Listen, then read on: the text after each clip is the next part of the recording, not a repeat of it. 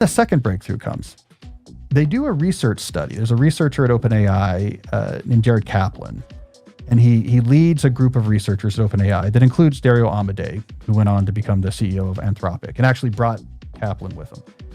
And they do a pretty simple experiment. They took basically GPT-2 and said, what happens if we make this bigger? It seems like an obvious thing to check, but there was this whole conventional wisdom in machine learning at this time that says, like, look, you can't make a model too big. If you make it too big, it's just going to memorize the training. And then when you give it new examples, it'll be terrible. And they said, let's check what happens if we actually just make these things bigger and forget about that concern. And what they found in that paper was it gets much better.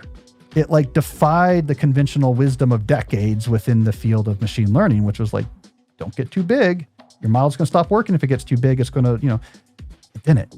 They're like, oh, it gets better. And not only does it get better, but it gets better pretty fast. And they drew a curve through the data points they had, and they extrapolated that curve, and it went up really fast. And so they said, let's try this. And the thing they tried it on was GPT-3.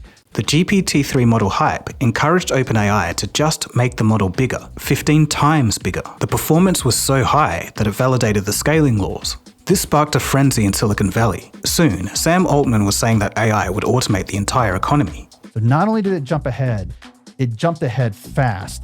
So it really validated this curve. The normies don't know this because they weren't as plugged into the AI world, but this sent Silicon Valley going crazy.